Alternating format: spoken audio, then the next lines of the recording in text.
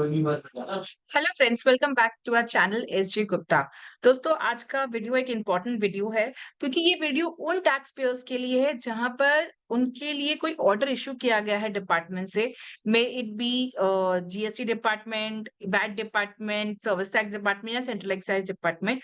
And order issue करने के तुरंत बाद अगर आपका ऑफिसर आपके पीछे पड़ा है कि पेमेंट कर दो, पेमेंट कर दो, या आप पे प्रेशर डाला गया है पेमेंट करने के लिए, जबकि आपके पास ऑलरेडी टाइम पीरियड है पेमेंट करने के लिए या फिर उस ऑर्डर के सामने अपील फाइल करने के लिए।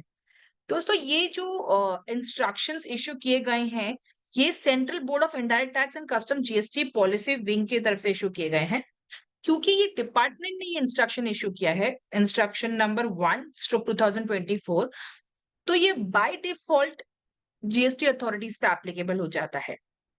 जब भी कोई इंस्ट्रक्शन और सर्कुलर इश्यू होता है, अगर वो सर्कुलर भले फेवर में है या नहीं है जीएसटी अथॉरिटीज के लिए, क्योंकि वो जीएसटी डिपार्टमेंट से ही इश्यू किया है, जीएसटी पॉलिसी विंग से इश्यू किया गया है, वो बाय डिफॉल्ट जीएसटी अथॉरिटीज पे इश्यू किया है। सो आज के इंस्ट्रक्शन में हम देखने वाले हैं कि कौन से ऐसे कंडीशंस हैं जहां पर ऑफिसर को टाइम लिमिट फॉलो करना पड़ेगा और उससे पहले वो रिकवरी प्रोसीडिंग्स नहीं स्टार्ट कर सकता है, और कौन से ऐसे सर्कमस्टेंसेस है जहां पर टाइम लिमिट होने के बावजूद ऑफिसर रिकवरी प्रोसीडिंग स्टार्ट कर सकते हैं। तो पहले हम यहाँ देखते हैं कि रिकवरी के लिए कौन सा सेक्शन आता है। सो ये सेक्शन 78 ऑफ सीजीएसटी एक्ट। यहाँ क्या लिखा है? Any amount payable by a taxable person in pursuance of an order passed under this act shall be paid by such person within a period of 3 months from the date of service of such order, failing which recovery proceedings shall be initiated।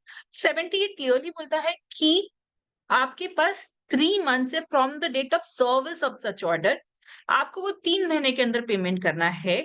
अगर मान लीजिए 3 महीने के अंदर payment नहीं किया तो ही recovery proceeding start होंगी। ये सेक्शन 78 है, ये रिकवरी प्रोसीडिंग्स के लिए ही स्पेसिफिकली है। रिकवरी की प्रोसीडिंग्स मतलब क्या कि आपका बैंक अकाउंट अटैच करके आपके बैंक अकाउंट को इंस्ट्रक्शंस देना कि वो पेमेंट जो भी आपके पास बैलेंस लाई है आपके अकाउंट में वो ट्रांसफर करे जीएसटी अथॉरिटीज को। आपके जो कस्टमर्स हैं उनको अप्रोच करना और उनसे कहना कि जो पेमेंट आप अपने वेंडर को यानी कि जो टैक्स पेयर है उसको करने वाले हैं, उसके बदले आप जीएसटी अथॉरिटीज को डायरेक्टली पेमेंट कीजिए। और ऐसे और भी तरीके हैं जहां पर रिकवरी प्रोसीडिंग स्टार्ट की जा सकती है। तो यहाँ क्लियरली दिया गया है सेक्शन 78 में कि आपके पास 3 महीने हैं from the date of service of such order. अगर 3 महीने में आप पेमेंट नहीं करते तो ही रिकवरी प्रोसीडिंग स्टार्ट हो सकती है। अब यहाँ पर एक प्रोविजन भी दिया गया है कि अगर वो प्रॉपर ऑफिसर को लगे and he considers it as expedient in the interest of the revenue, he may, for reasons to be recorded in the writing, require the said taxable person to make such payment within such period less than a period of 3 months as may be specified in। So ये provision बहुत ध्यान से दिया जाए कि अगर officer को लगता है कि इंटरेस्ट ऑफ रेवेन्यू है यानी कि डिपार्टमेंट के इंटरेस्ट में है, तो वो 3 महीने से पहले रिकवरी प्रोसीडिंग स्टार्ट कर सकता है, प्रोवाइडेड वो रीजंस दिया जाए जो राइटिंग में लिखा है। तो ऐसा नहीं है कि ऑफिसर को लग रहा है कि ऐसा इंटरेस्ट में है तो हमें कर लेना चाहिए। नहीं, यहाँ पर प्रॉपर ऑफिसर को राइटिंग में देना होगा और तभी वो रिकवरी प्रोसीडिंग स्टार्ट कर सकता है। यहाँ पर नीचे लिखा हुआ भी है कि वो कैसे स्टार्ट कर सकता है। तो यहाँ पर दिया गया है कि अगर प्रॉपर ऑफिस, यहाँ पर देखिए, for reasons to be recording in order to, ये देखिए पैरा नंबर 3.2 हम पढ़ रहे हैं।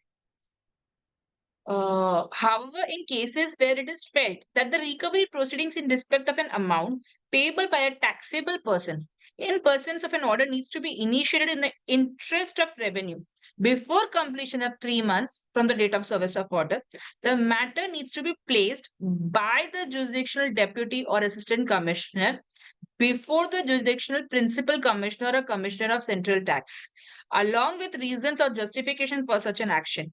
तो यहाँ पर अगर ऑफिसर को लग रहा है कि इंटरेस्ट ऑफ रेवेन्यू में है कि हमें 3 महीने तक वेट नहीं करना, उससे पहले ही पैसे कलेक्ट करने और रिकवरी प्रोसीडिंग स्टार्ट करनी है, देन इन दैट केस उनको रीजंस देने होंगे राइटिंग में प्रिंसिपल कमिश्नर और कमिश्नर ऑफ सेंट्रल टैक्स को।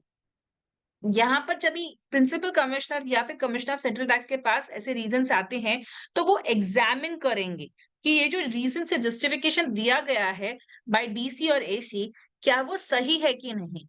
अगर वो सही है, तो ही वो अप्रूवल देंगे और उनकी अप्रूवल के बाद ही रिकवरी प्रोसीडिंग स्टार्ट की जाएगी within a short span of period.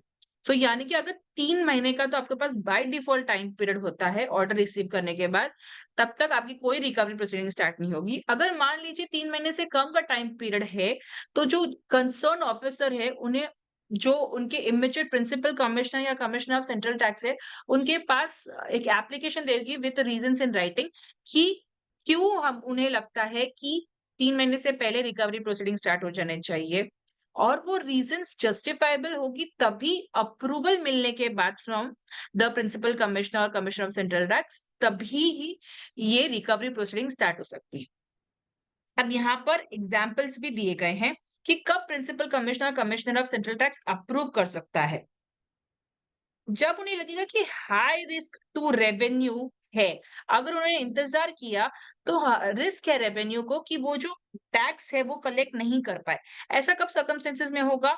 जब उनको लग रहा है कि टैक्स पेयर की फाइनेंशियल कंडीशन अच्छी नहीं है या फिर वो इंसॉल्वेंसी में जाने वाला है या फिर पॉसिबल है कि इंसॉल्वेंसी प्रोसीडिंग स्टार्ट हो चुकी है, तब वो अप्रूव कर सकता है।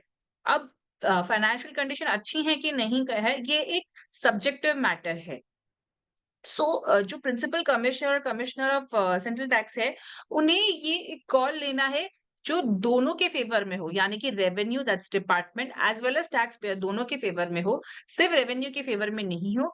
उनको सर्कमस्टेंसेस देखने हैं and depending upon the circumstances वो कॉल ले सकते हैं कि जो डीसी और एसी की एप्लीकेशन आई है for early recovery proceedings initiation, वो अप्रूव की जाए कि नहीं की जाए। दोस्तों आई होप ये वीडियो आपके काम आए। अगर आपका भी ऐसा कोई ऑर्डर इश्यू हुआ है जहां पर रिकवरी प्रोसीडिंग्स 3 मंथ से पहले स्टार्ट हुई है, तो आप ये इंस्ट्रक्शंस का बेनिफिट ले सकते हैं और आप पूछ सकते हैं ऑफिसर को कि क्या रीजन है उनके पास जिस जहां पर उन्होंने 3 महीने से पहले रिकवरी प्रोसीडिंग स्टार्ट कर दी है। यहाँ पर जैसे मैंने कहा कि ऑफिसर को रीजन इन राइटिंग देनी है। अगर वो नहीं दे पाते हैं तो वो अगेन आपके पास एक रीजन रहता है कि आप बोल सकते हैं कि ये रिकवरी प्रोसीडिंग्स को स्टॉप किया जाए, नहीं तो आप लीगल एक्शंस ले सकते हैं उनके अगेंस्ट। तो आई होप दोस्तों आपको ये वीडियो अच्छा लगा हो तो लाइक कीजिए, ज़्यादा से ज़्यादा लोगों के साथ शेयर कीजिए और हाँ, हमारे चैनल को सब्सक्राइब करना नहीं भूलिएगा और ऐसे वीडियोज़ देखने के लिए। Thank you.